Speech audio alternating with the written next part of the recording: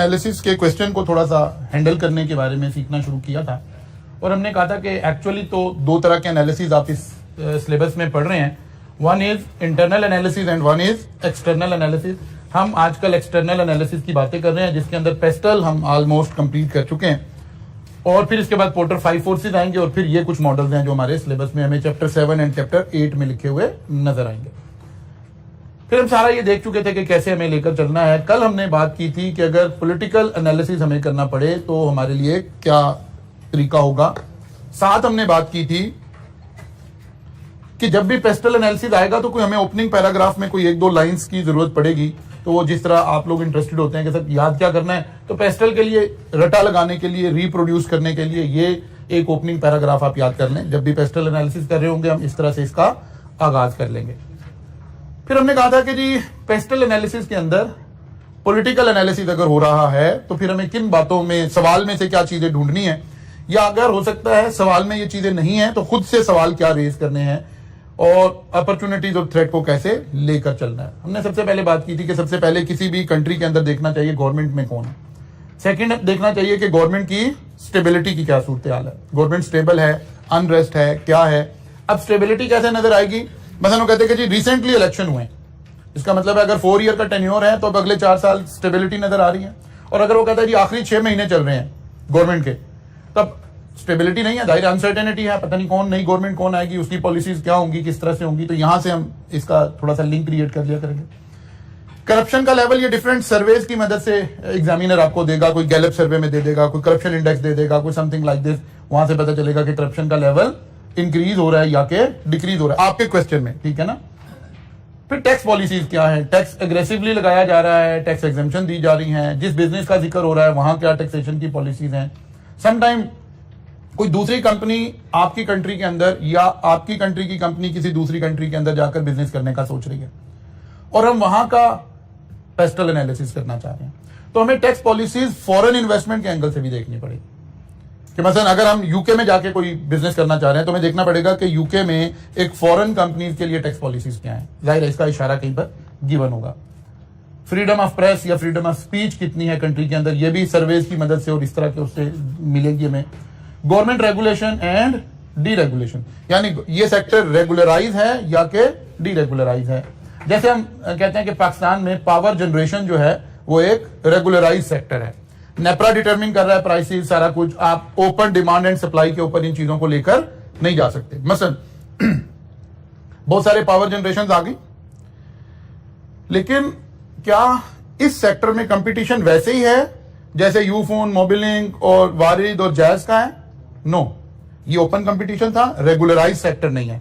हर company अपनी policies खुद बनाएगी, अपनी प्राइसिंग खुद डिसाइड करेगी, सारा कुछ करेगा। उसका फायदा क्या हुआ, जैसे ही कंपटीशन इंक्रीज हुआ ड्रास्टिकली चार्जेस नीचे चले गए। मतलब आज से 10 साल पहले जो मोबाइल चार्जेस थे आज उसका शायद 20% चार्जेस रह गए। इन्फ्लेशन की वजह से ऊपर जाने चाहिए थे, नीचे आ गए हैं। क्यों? कंपटीशन का बेनिफिट हो गया। लेकिन पावर जनरेशन जितने भी लोग आ गए, क्योंकि ये रेगुलराइज सेक्टर है, हम प्राइसेस डिपेंडेंट ही रहेंगे गवर्नमेंट के ऊपर कि गवर्नमेंट क्या डिसीजन लेती है। तो ये भी हमें पॉलिटिकली देखने की जरूरत पड़ती है। बाइलैटरल रिलेशंस कहते हैं, दो गवर्नमेंट्स के दरमियान में बाइलैटरल रिलेशंस कैसे है, जिन दो कंट्रीज की हम आपस में बात कर रहे हैं। देखेंगे कि रेगुलराइजेशन हमारी फेवर में है। मसलन मैंने जो आईपीपीज की बात की, आईपीपीज ने गवर्नमेंट क्या करती है हमारी कंट्री के अंदर, ये जो हम सारी पॉलिटिकल गुफ्तगू भी जब हम एनर्जी सेक्टर के ऊपर क्राइसिस की बातें कर रहे होते हैं कि क्योंकि हम फंसे हुए थे, एनर्जी हमारे पास थी नहीं, गवर्नमेंट ने रेगुलराइज करके प्लांट लगवा लिए, क्योंकि ये इन्वेस्टमेंट इंटेंसिव इंडस्ट्री थी। गवर्नमेंट ने प्लांट लगवा लिया, सारा कुछ कर लिया, साथ ही गारंटी गवर्नमेंट ने दी कि यार हम इस प्लांट से बिजली बनाएं या ना बनाएं, आपको 12% रेट के ऊपर रिटर्न मिलता रहेगा। अब इस रेगुलराइजेशन का तो इस इंडस्ट्री को फायदा हुआ, ठीक है ना। गवर्नमेंट ने कहा जी हम आपसे बिजली इस रेट पर खरीदेंगे, हम खुद सब्सिडी देकर अपनी आवाम को सस्ती बिजली देंगे। इस रेगुलराइजेशन का तो फायदा हुआ। तो हमें देखना पड़ेगा ऑब्वियसली वहां भी कि बेनिफिट और बाइलैटरल रिलेशन, उन दो कंट्रीज के आपस में रिलेशन कैसे हैं। मतलब हम इंडिया और पाकिस्तान, एक पाकिस्तानी कंपनी इंडिया में इन्वेस्ट करना चाह रही है या एक इंडियन कंपनी पाकिस्तान में इन्वेस्ट करना चाह रही है, तो हमें देखना पड़ेगा कि दो कंट्रीज के पॉलिटिकल हालात कैसे हैं। ये तो एकदम से एक दूसरे से नाराज हो जाते हैं, एकदम से बैन कर देते हैं चीजों को। इसकी निस्बत पाकिस्तान और चाइना आपस में काम करना चाह रहे हो, पाकिस्तान और टर्की आपस में काम करना चाह रहे हैं, पाकिस्तान और ईरान आपस में काम करना चाह रहे हैं, तो हमें इस वाली बात को भी पॉलिटिकली देखने की जरूरत पड़ेगी। फिर आ गया import export policies, overall country की इंपोर्ट एक्सपोर्ट पॉलिसीज क्या हैं, size of the government development funds क्या है, ये सारा कुछ देखना पड़ेगा। इस तरह से फिर हमने कल इस सारे को देखा था कि इसमें हमें कैसे इंपैक्ट को कैलकुलेट करना है। ये पॉलिटिकल तो हम सारे का सारा एनालिसिस ऑलरेडी करके जा चुके थे। आज आते हैं अगर कि अब ये इकोनॉमिक, हम इन चीजों को कुछ को कैलकुलेट करना सीखेंगे आज के लेक्चर के आखिरी हाफ में। इकोनॉमिक में जी सबसे पहले इकोनॉमिक में ग्रोथ रेट कंट्री का क्या चल रहा है, ये क्वेश्चन में गिवन होगा ऑब्वियसली, तो हम इसको देखेंगे। और अगर नहीं गिवन होगा तो फिर इफ एंड बट करके हम क्वेश्चन रेज करेंगे कि हमें ग्रोथ रेट देखने की जरूरत है। इंटरेस्ट रेट, मुल्क में इंटरेस्ट रेट क्या चल रहा है, इंटरेस्ट रेट से बिजनेस को बेनिफिट, लॉस क्या होगा, कॉस्ट ऑफ कैपिटल इंक्रीज हो रही है, ठीक है ना। अगर हमें कोई लीजिंग करवानी है, कोई बोरोइंग करनी है, वो सारी की सारी कॉस्ट इससे लिंक हो जाएगी। इन्फ्लेशन रेट, इन तीन रेट को इकोनॉमिक कंडीशन में डिस्कस करना, मेरा नहीं ख्याल के इस लेवल पर आपको कोई प्रॉब्लम आएगी। एंड पर्टिकुलरली जबकि क्वेश्चन में इनका कहीं जिक्र भी आ रहा हो तो ऑब्वियसली हम फौरन इसको लिंक करेंगे। ये हमारे की इंडिकेटर्स में भी हमने बात की थी कि ये हमें की इंडिकेटर बता रहे होंगे। फिर जी एक्सचेंज रेट, पाकिस्तान जैसे कंट्री के लिए तो और ज्यादा इंपॉर्टेंट बात होगी, ठीक है। और अब हमें एक्सचेंज रेट भी देखना पड़ेगा। एक्सचेंज रेट को फिर देखना पड़ेगा कि फेवर में मूव कर रहा है या अनफेवर मूव कर रहा है। मसलन रुपी टू डॉलर जो रेट था हमारा, डॉलर पाकिस्तान में क्या रेट था जी, लाइक 101, फिर डॉलर इंक्रीज होके 205 पर चला गया, आजकल डॉलर 198 पर आ गया, ठीक है ना। हम इस मूवमेंट को किधर देखें, पॉजिटिव देखें कि नेगेटिव देखें जी, बिजनेस के मसलन, वेरी गुड, शाबाश, वेल डन, एग्जैक्टली देखना है कि आपका बिजनेस कौन सा है। अगर तो आप पाकिस्तान से बैठकर एक्सपोर्ट के बिजनेस को देख रहे हैं तो ऑब्वियसली ये सब कुछ पॉजिटिव हुआ, ये थोड़ा सा नेगेटिव हुआ, लेकिन ये सब कुछ पॉजिटिव हो रहा है। लेकिन अगर आप इंपोर्ट का बिजनेस देख रहे हैं, कोई लोकल बिजनेस देख रहे हैं, तो फिर ये सब कुछ क्या हो रहा है, नेगेटिव हो रहा है। तो हमें इसको एक्सचेंज रेट को देखना है कि पॉजिटिव कब होगा। अवेलेबिलिटी, एक्सचेंज रेट का बेतहाशा इंपोर्ट लोकल बिजनेस के ऊपर आता है। उसकी रीजन ये है, हमारे इंग्रेडिएंट लिंक है ना, रॉ मटेरियल। मसलन हम टेक्सटाइल की बात करते हैं, हम कहते हैं सर कॉटन तो हम यहां पैदा कर रहे हैं। नंबर वन, कॉटन हमने प्रोड्यूस कर भी ली, उसके पास केमिकल, डाइज, ये सारी चीजें इंपोर्ट हो रही हैं, तो लामहला हमें इसकी कॉस्ट हमारी इंक्रीज हो गई। टेनरी, हमारे सारे केमिकल बाहर से इंपोर्ट हो रहे हैं। तो इस तरह बहुत सारी चीजें, बहुत सारे इंग्रेडिएंट हमारे इंपोर्ट हो रहे होंगे। अवेलेबिलिटी ऑफ क्रेडिट, क्या प्रूडेंशियल रेगुलेशन, एक लफ्ज लिखे प्रूडेंशियल रेगुलेशन, ये कहीं इस्तेमाल करेंगे फिर आप। अवेलेबिलिटी ऑफ क्रेडिट, कितना लोन मिलेगा, लोन मिलेगा कि नहीं मिलेगा, ये सारी बातें कौन बताया करेगा, स्टेट बैंक ऑफ पाकिस्तान। जब हम पाकिस्तान में बिजनेस को डिस्कस कर रहे होंगे तो किसका जिक्र आएगा, स्टेट बैंक ऑफ पाकिस्तान। और इसके वो रूल्स जो इन चीजों को डिफाइन करते हैं उनको हम क्या कहते हैं, प्रूडेंशियल रेगुलेशन। जैसे बिल्कुल रिसेंटली अभी पिछले वीक में हमने प्रूडेंशियल रेगुलेशन को फिर रिवाइज किया। कैसे रिवाइज किया, हमने कहा कि जो गाड़ी है, फलां गाड़ी 3 साल से ज्यादा की लीज नहीं हो सकती, और फलां गाड़ी 5 साल तक की लीज हो सकती है। प्रीवियसली 7 ईयर की लीज थी। इसका मतलब है गाड़ियों की लीजिंग में प्रूडेंशियल रेगुलेशन ने अवेलेबिलिटी ऑफ क्रेडिट को क्या कर दिया, रिड्यूस कर दिया, ठीक है ना। अवेलेबिलिटी ऑफ क्रेडिट को क्या कर दिया, रिड्यूस कर दिया। फिर इंपोर्टेड गाड़ियों के लिए अवेलेबिलिटी ऑफ क्रेडिट को 0 कर दिया, ठीक है। इसी तरह किसी बिजनेस के लिए हो सकता है कि इस बिजनेस में क्रेडिट अवेलेबल है, इस बिजनेस में क्रेडिट अवेलेबल नहीं है। जैसे जब ये आया, कोविड आया, तो गवर्नमेंट ने क्रेडिट इंक्रीज किया। आप स्टेट बैंक की उस वक्त की सारी प्रूडेंशियल रेगुलेशन देखें, क्योंकि कोविड एक मेन इवेंट है आपके एग्जामिनेशन के लिए, हर वक्त उसका लिंक आ रहा होगा।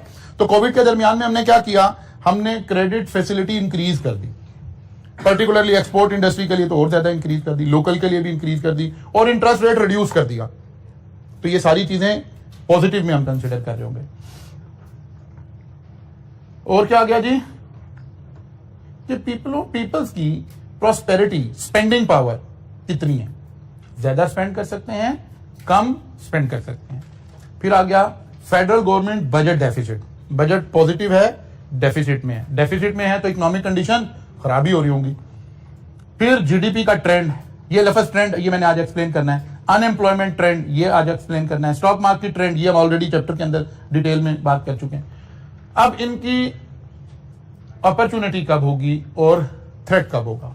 ऑफ कोर्स ग्रोथ रेट अगर हाई है तो बिजनेस के लिए अपॉर्चुनिटी है, इंटरेस्ट रेट अगर लो है तो बिजनेस के लिए अपॉर्चुनिटी है, इन्फ्लेशन रेट अगर लो है तो बिजनेस के लिए अपॉर्चुनिटी है। ऐसे ये सारी बातें, ऐसे एक लिस्ट मैंने यहां बना दी है ताकि आप इस क्वेश्चन को इस तरह से फिर इसको हाईलाइट कर सकें।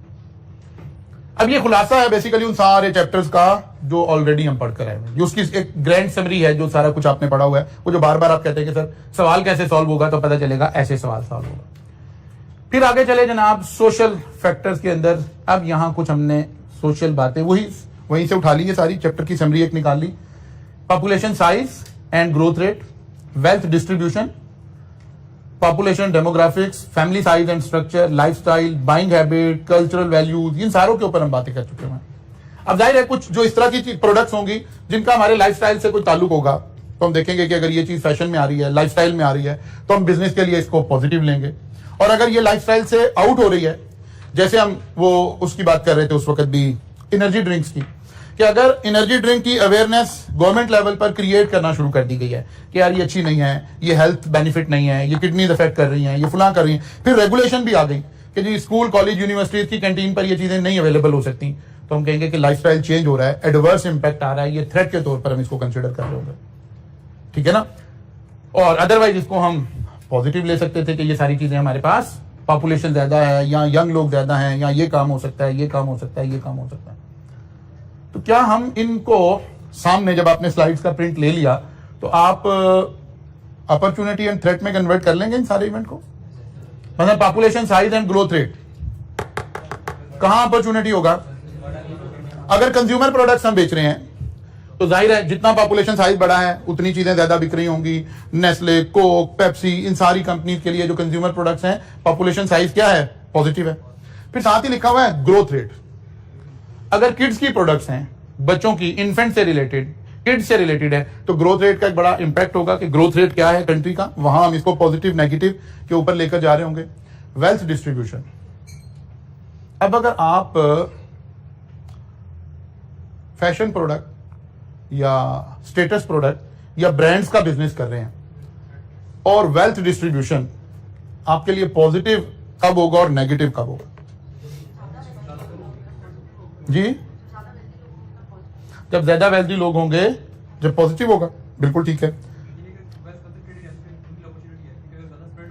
तो इक्वल हो जाएगी, इक्वल हो जाएगी तो वेल्थी लोग नहीं रहेंगे। इसका मतलब है हमारे जैसे कंट्रीज के अंदर जहां वेल्थ की डिस्ट्रीब्यूशन इक्वली डिस्ट्रीब्यूट नहीं है, क्लास डिफरेंसेस एग्जिस्ट करते हैं। जब तक क्लास डिफरेंसेस एग्जिस्ट करते हैं, जब तक शो ऑफ प्रोडक्ट की ज्यादा रिक्वायरमेंट है। एक्चुअली ह्यूमन साइकी क्या है, वो अपनी प्रोडक्ट्स के जरिए अपनी क्लास बताना चाहता है।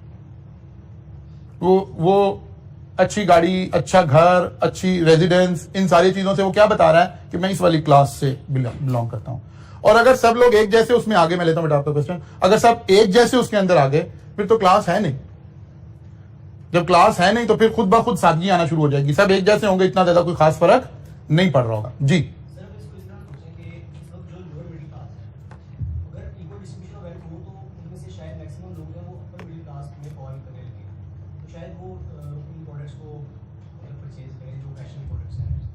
मैंने कहा था कि सबसे पहले देखना पड़ेगा कि कौन सी प्रोडक्ट का बिजनेस शुरू होने लगा है। मसलन पाकिस्तान में एक शख्स फ्रेंचाइज लेना चाहता है आईफोन की, रोडो की, किसी मशहूर गाड़ी की।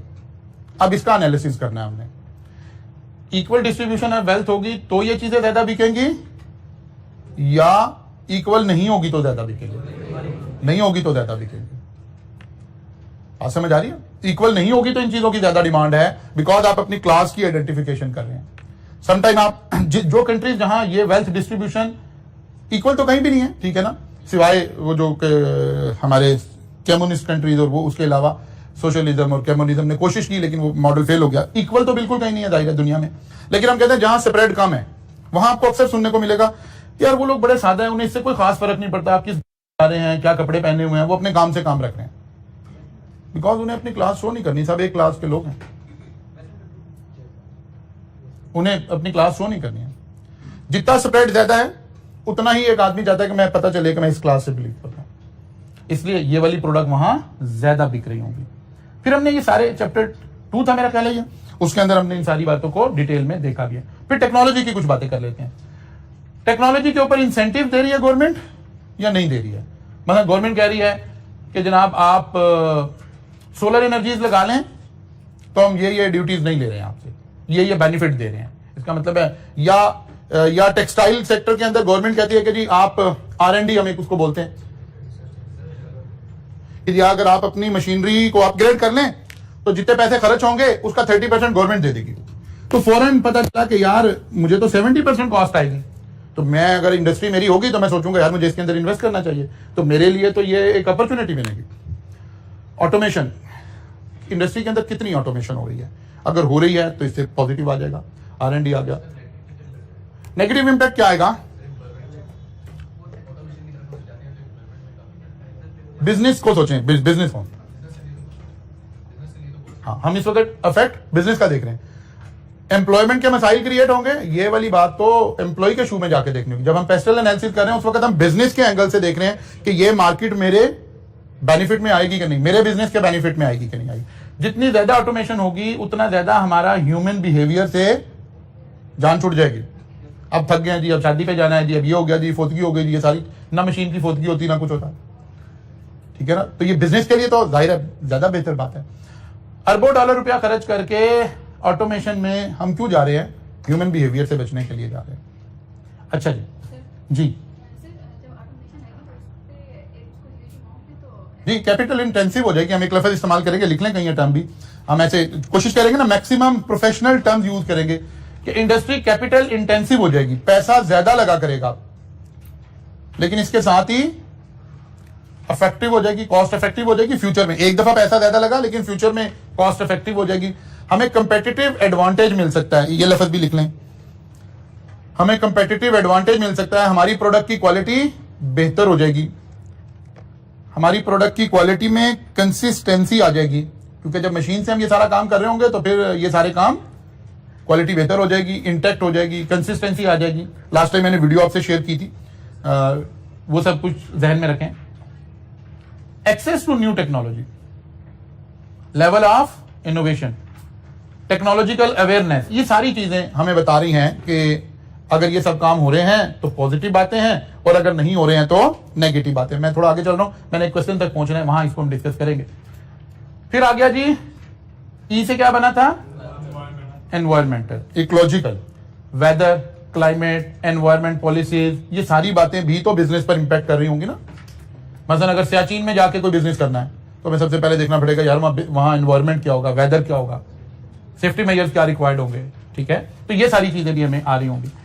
इसके बाद लीगल के ऊपर भी हमने बात की। असल में मैं यहां पहुंचना चाहता हूं ताकि ये बात आज कहीं थोड़ी सी कंक्लूड हो जाए। हमने एक डेटा गैदर किया है, ये स्लाइड आप लिख लेंगे या मैं दोबारा सेंड कर दूंगा शाम में, ये आपके पास अभी नहीं है।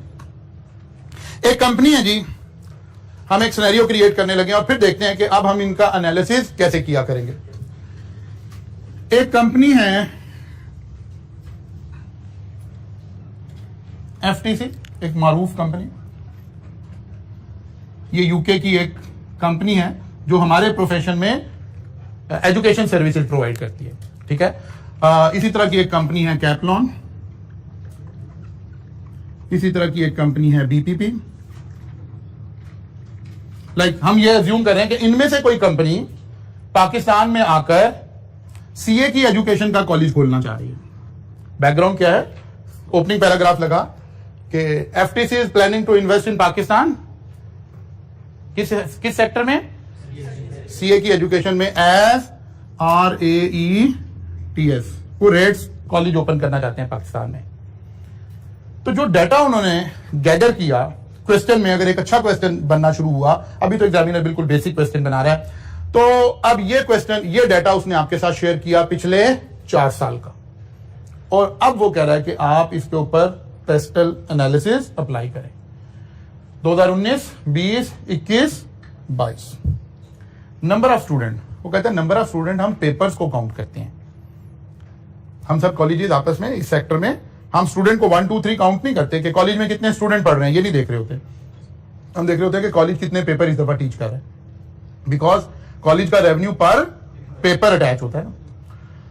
वो कहते हैं जी 2019 में ओवरऑल पाकिस्तान में CA कैफ लेवल की ये डाटा शेयर हो रहा है। 38,000 पेपर थे, जो फिर 40,000 हो गए, फिर 45,000 हो गए, अब 55,000 पेपर है ओवरऑल पाकिस्तान में। अच्छा, ये डाटा कोई ऑलमोस्ट रियलिटी के करीब करीब है। आप कहेंगे सर ये पेपर कहां से पता चलेंगे? तो अभी आई कैप का रिजल्ट आया था मार्च में, हर पेपर में कितने बच्चे अपीयर हुए थे उसका टोटल लगा ले तो कोई ऑलमोस्ट ऐसी सी फिगर आ रही होगी। अच्छा जी, फी पर पेपर फिजिकल, वो कह रहा है 2019 में 20,000 फीस थी, 2020 में भी 20,000 फीस थी, 2021 में भी 20,000 फीस थी, 2022 में 15,000 हो गई। अच्छा जी, फी पर पेपर ऑनलाइन, वो कहते हैं 2019 में 20,000 थी, फिर 20,000 थी, फिर 18,000 हो गई, फिर 12,000 हो गई। इन्फ्लेशन कंट्री में क्या चल रही थी? 9%, फिर 10%, फिर 12%, फिर 14%। कंट्री में ग्रोथ रेट जीडीपी क्या चल रहा था? 3.5% 2019 का ग्रोथ रेट था, फिर ये जीरो पे चला गया।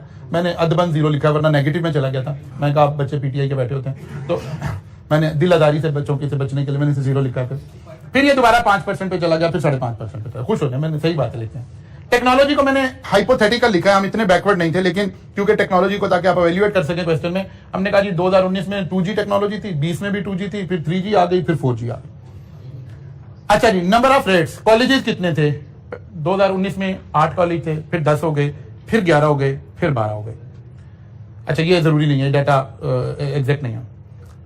ऑनलाइन मिक्स, वो कह रहा है 2019 में 10% लोग ऑनलाइन पढ़ते थे, 2020 और 21 में 100% ऑनलाइन पे चले गए। नीचे क्वेश्चन में वो बता देगा कि कोविड की वजह से कॉलेजेस बंद थे तो सारे लोग ऑनलाइन पे चले गए। अब फिर वो बताएगा कि कोविड खत्म हो गया, कॉलेजेस ओपन हो गए हैं, अब 2022 में सारा कुछ हो गया, लेकिन अब 70% लोग ऑनलाइन पर बैठे हुए हैं, 30% फिजिकल पर बैठे हुए हैं। एक्चुअली ऐसे डाटा को हमने लिंक करना होगा। जैसे ही आपका कोई क्वेश्चन आएगा तो हमें देखना होगा कि एग्जामिनर नीचे जाकर क्या बातें डिस्कस करेगा, कैसे लेकर चलेगा। अच्छा जी, फिर उसने, मैंने यहाँ 3, क्योंकि स्लाइड मेरे पास इतनी थी, मैंने सिर्फ 3 बातें लिखी हैं। New scheme announce which require 60% marks instead of 50% as eligibility criteria to join CA. Rent and electricity charges has drastically increased during last 3 years. Chartered accountant are only authorized to conduct audit services in Pakistan. ये एक data आ गया जी आपके पास। अब वो कहता है you are required to analyze as pestle analysis करें। अब हम किसके एंगल से देख रहे हैं? यहां मैंने एक एक्स्ट्रा सिनेरियो क्रिएट किया कि यूके की कोई एक कंपनी आ रही है, ठीक है। अच्छा, कुछ डेटा एग्जामिनर ने दिया होगा, जैसे मैंने यहां पर आपको दे दिया, क्योंकि अभी तो सवाल ही अवेलेबल कोई नहीं है। कुछ अच्छे क्वेश्चन आईकैप की किताब में अवेलेबल हैं, ना पास पेपर में कुछ क्वेश्चन अवेलेबल हैं, तो कहीं हम खुद बनाएंगे या प्रैक्टिस करवाएंगे या कॉन्सेप्ट रेज कर देंगे आपका इतना कि आप खुद से चीजों को फिर रीड करके देख सकें। अब फर्ज किया ये सवाल आया है, लेकिन कंपनी ये आ रही है, यूके से एक कंपनी आ रही है। अब पहले तो ना हम एज अ एनालिसिस जब भी हमने करना होगा, पहले तो हमें एक स्किल सीखनी पड़ेगी कि क्वांटिटेटिव एनालिसिस अगर आ गया तो एग्जाम में हम उसको पिच कैसे करेंगे। मसलन हमें बात करनी है कि नंबर ऑफ स्टूडेंट्स का जो ट्रेंड है ना, ये क्या ट्रेंड है। अब इस बात को एग्जाम में प्रोफेशनली लिखने का क्या तरीका हो सकता है। एक तो हमने ये बात सीखनी है, हमारे पास 2 तरीके हो सकते हैं। एक हम ईयर टू ईयर, अब डिपेंड करेगा ना कितनी गुफ्तगू करनी है, कितने मार्क्स अवेलेबल हैं, ठीक है। हम अभी डिटेल्ड गुफ्तगू करने की बातें कर रहे हैं, आज का दिन भी कल का दिन भी। फिर इस डिटेल के साथ साथ सीखते जाएंगे कि अगर समराइज करनी होगी तो क्या करेंगे। मसलन जी मुझे डिटेल्ड गुफ्तगू करनी है नंबर ऑफ स्टूडेंट के ऊपर, तो मेरे पास ऑप्शंस क्या अवेलेबल हैं? मेरे पास ऑप्शन अवेलेबल हैं, मैं year two year growth rate calculate कर लूं। कैसे? मेरे पास 2019, 2020, 2021 और 2022 का डाटा है। तो जाहिर है जो अवेलेबल डाटा है, कोई एक साल तो क्या बन जाएगा, बेस ईयर बन जाएगा। तो ग्रोथ हमने कैलकुलेट की तो पता चला 2019 की तो ग्रोथ नहीं बता सकते, ये तो बेस ईयर बन गया। 2020 में कितनी ग्रोथ आई। अब ग्रोथ निकालने का आसान सा तरीका क्या है? 2 बातें आपके पास। एक तरीका है चेंज देखें, कितनी चेंज आई है 2000 स्टूडेंट की, तो आप ऐसे ग्रोथ निकाल सकते हैं 2000 डिवाइडेड बाय 38,000 मल्टीप्लाइड बाय 100। ये ग्रोथ आ गई हमारे पास, ठीक है ना। और उससे अगले साल कैसे निकाल रहे होंगे कितनी ग्रोथ आई है, फिर 2000 है, 2000 डिवाइडेड 5000 है, 5000 डिवाइडेड बाय 40,000 मल्टीप्लाइड बाय 100। और उससे अगले साल 10,000 डिवाइडेड बाय 45,000 इंटू 100। ये परसेंटेज में ग्रोथ आ गई आपके पास। एक ऑप्शन आपके पास ये है। एग्जामिनर डेफिनेटली इसको लाइक करेगा कि आप अगर मार्क्स ज्यादा थे ईयर टू ईयर एनालिसिस करते हुए चले जाएंगे। ये ऑप्शन 1 आ गया, आपने परसेंटेज में लिख दी। एक कभी आप उधर पढ़ के आए हैं क्यूएम वगैरह के अंदर इंडेक्स नंबर। एक हो सकता है हम इसको इंडेक्स नंबर की शक्ल में ग्रोथ लिखते हैं। इंडेक्स नंबर का मतलब क्या होता है कि आप ये जो चेंज है ना ये ना लिखें, बल्कि यहीं पर क्या लिखेंगे 40,000 डिवाइडेड बाय 38,000। इसका आंसर लें 1 पॉइंट, और इसका क्या आंसर आया था? बात समझ आ रही? ये हमने परसेंटेज में लिखा है कि 5% इंक्रीज हुआ। ये हमने इंडेक्स नंबर 1.05 का मतलब ही 5% ही चेंज थी। तो अब दोनों में से किसी भी तरीके से कर सकते हैं। मसलन अब ईयर 2021 है तो 2021 में कितने स्टूडेंट हो गए हैं? 45,000 डिवाइडेड बाय इससे पिछले साल 40,000। आप ऐसे भी चल सकते हैं, ठीक है। और एक हम ओवरऑल ग्रोथ भी निकाल सकते हैं। वो कैसे निकलेगी?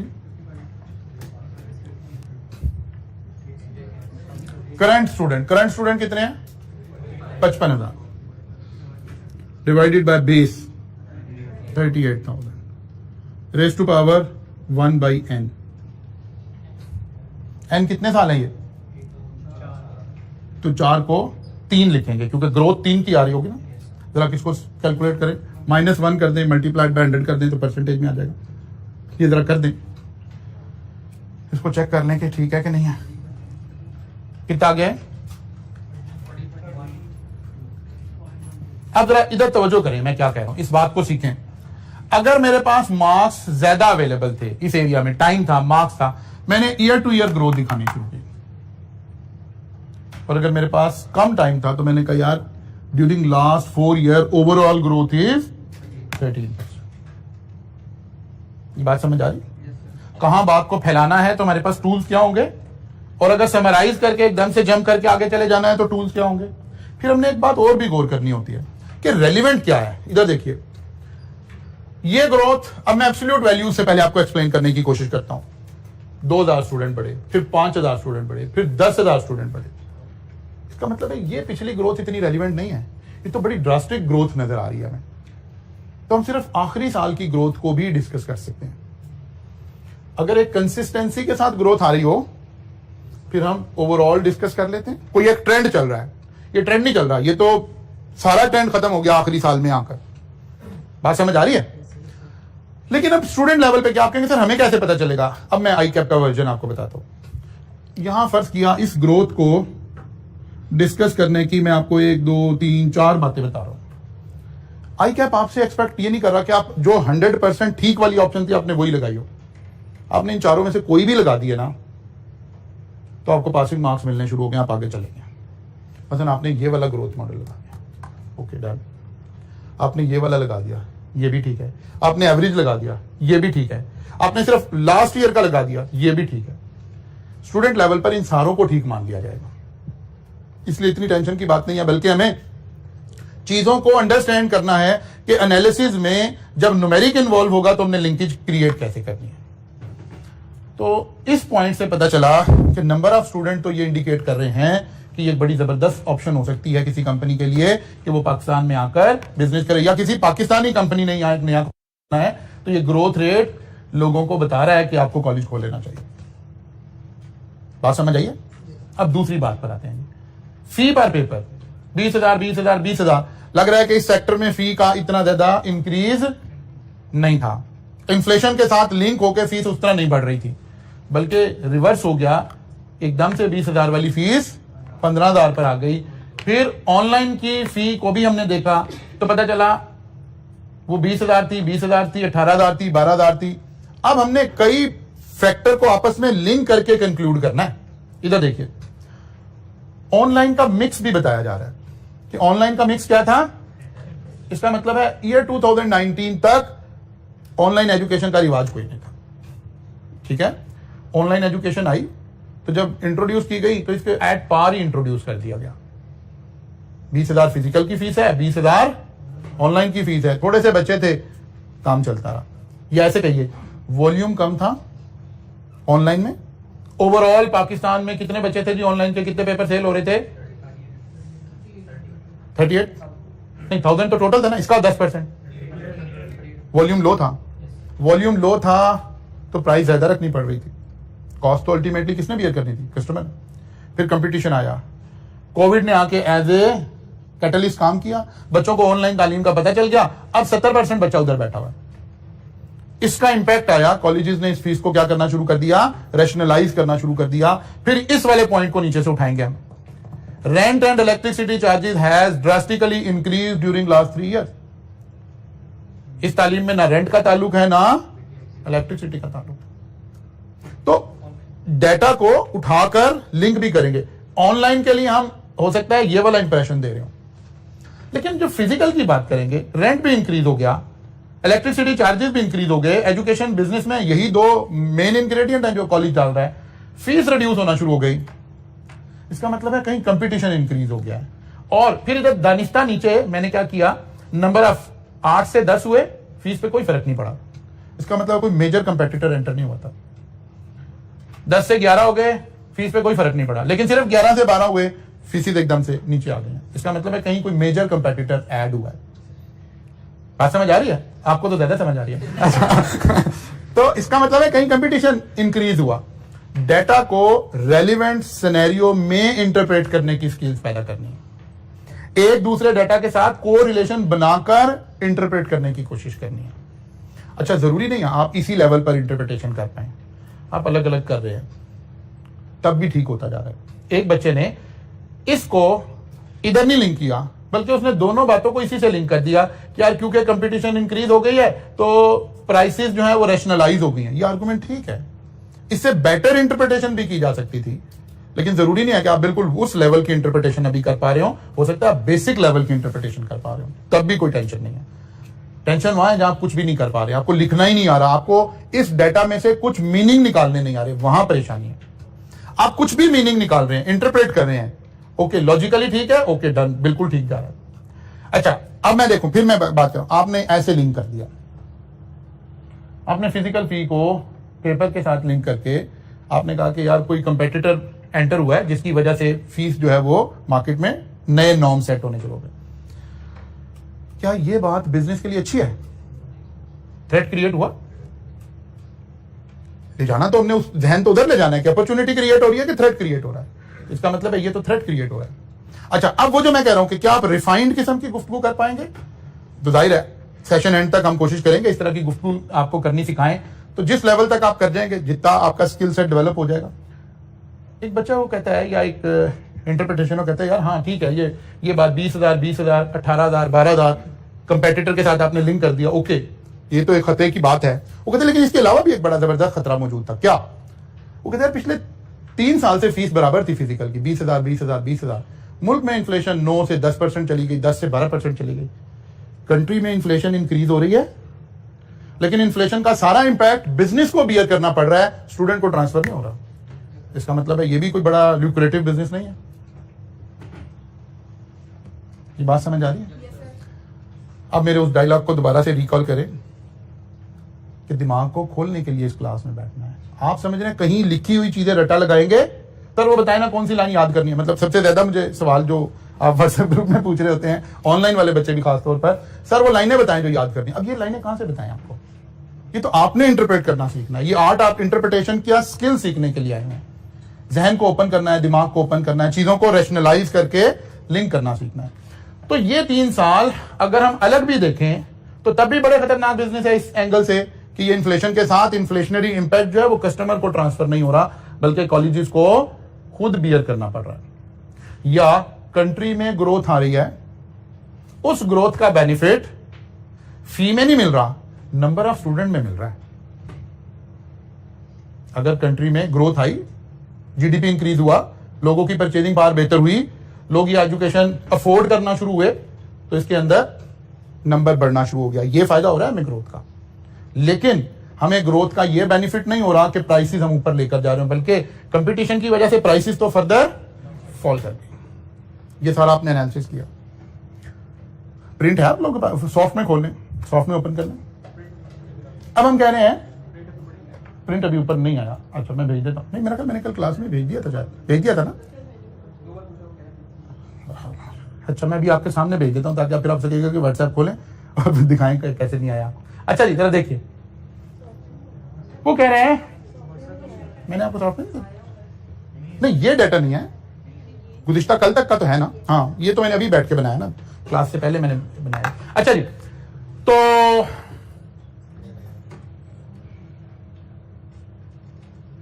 कौन कौन से इंपैक्ट हमने देखने, कौन कौन से इंपैक्ट हम देखने? लीगल को जरा देखिए, लीगल में क्या क्या आ रहा था? पॉलिटिकल आ गया था,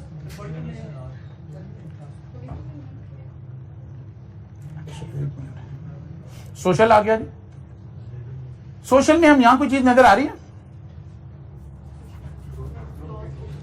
ग्रोथ, एजुकेशनल लेवल, ठीक है ना, लाइफस्टाइल, ठीक है, हम ये बातें यहां लिंक कर सकते हैं। अच्छा जी, लीगल को जरा देखते हैं, इनमें से जरा कोई देखें कोई बात हमारी फेवर में जा रही है? कॉपीराइट्स एंड या डिस्क्रिमिनेशन लॉज या एजुकेशन लॉज। अच्छा, डाटा प्रोटेक्शन। अब यहां हमारी फेवर में क्या जा रहा है? जरूरी नहीं वो लफ्ज वहां लिखा हो, हमारी फेवर में लीगल में क्या बात जा रही है? इस स्लाइड में से मुझे कोई बात लीगल ढूंढ के दिखाएं।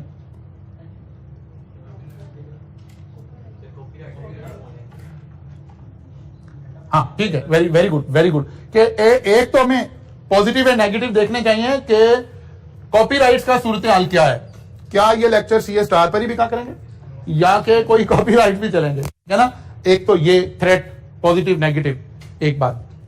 और कोई बात हम लीगल में देखते हैं कि बेनिफिट क्या हुआ है, क्या चीज हमारी फेवर में जाती है। इस स्लाइड में से देखें, chartered accountant is only authorise, इसका मतलब है मोनोपोली है, कोई और बंदा ये काम नहीं कर सकता। तो इस बिजनेस क्या है, चांसेस इसकी प्रॉस्पेरिटी हमेशा रहेगी, बिकॉज कोई और क्वालिफिकेशन, कोई और कंपेटिटर ऐसे एंटर नहीं होगा कि जी भाई क्या 2 खुल गए हैं, 3 खुल गए हैं, जैसे मेडिकल कॉलेजेस खुलने शुरू हो गए, जैसे यूनिवर्सिटीज खुलनी शुरू हो गई। नहीं, ये एक ही कॉलेज है, एक ही कॉलेज रहेगा, यही क्वालिफिकेशन उसको लेकर चलेगी। तो ये बात हम एज ए पॉजिटिव लिखेंगे इसको जी। नहीं, chartered accountant are only authorised to conduct audit services in, इसका मतलब ऑडिट सर्विसेज कोई और नहीं कर सकता।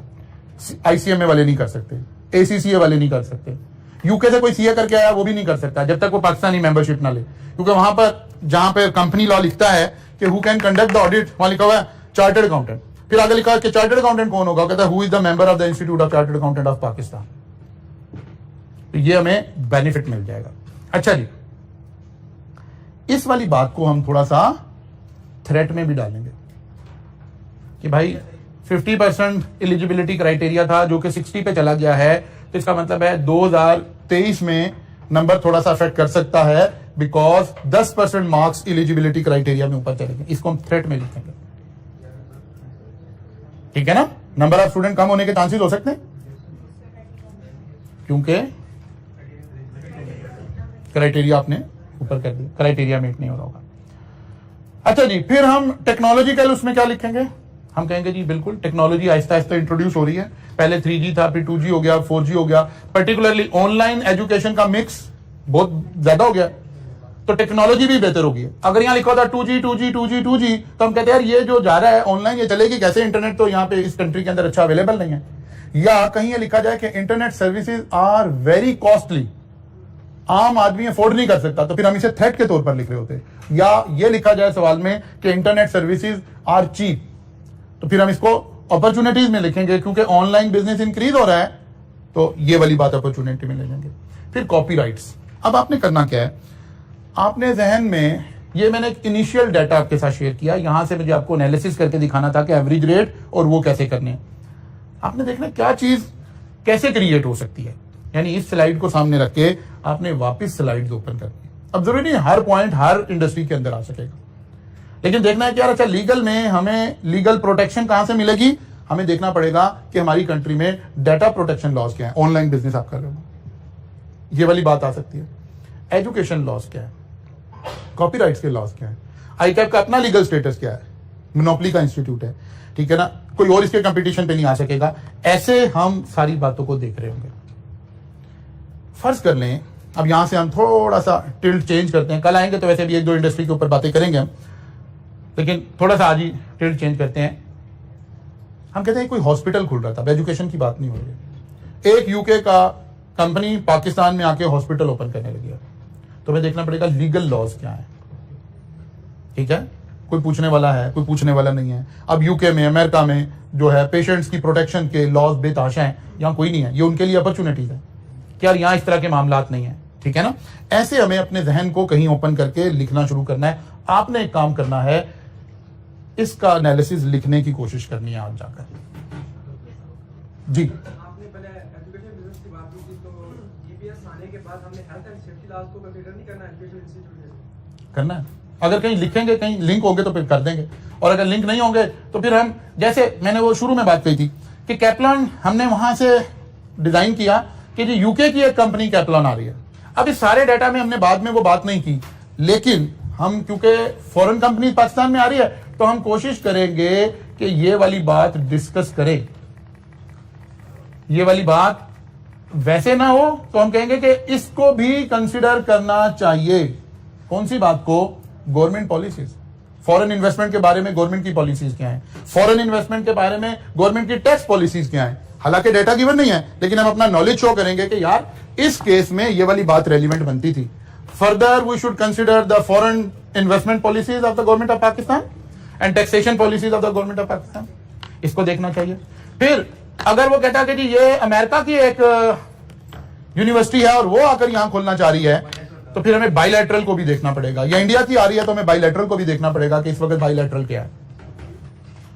ऐसे इन 5 चैप्टर और छठा इसका प्रैक्टिस सेशन, ये 6 चैप्टर आपके कहीं अब लिंक में आपको नजर आने चाहिए कि किस तरह से हम इसको लेकर चलेंगे। मेरी कोशिश होगी मैं कोई 1-2 सवाल और इस तरह के बनाकर आपके साथ प्रैक्टिस में कर लें, लेकिन आप एक काम करें, इसे एज अ असाइनमेंट लें, कल इसका सोल्यूशन सबमिट करवाएं, ठीक है ना। कल इसका सोल्यूशन सबमिट करवाएं ताकि मैं एक नजर इसके ऊपर डाल लूं और फिर पता चले जिसका सबसे अच्छा सोल्यूशन होगा फिर उसकी कॉपीज हम सबसे शेयर कर देंगे ताकि थोड़ा सा आपको और आसानी हो जाए। ये आपके पास एज असाइनमेंट है। इस क्वेश्चन में अभी आपको सेंड कर देता हूं व्हाट्सएप में, ये ग्रुप में, और आप इसका एनालिसिस करके लेकर आए। कल मुलाकात होगी इंशाल्लाह, यहां से आगे चलेंगे।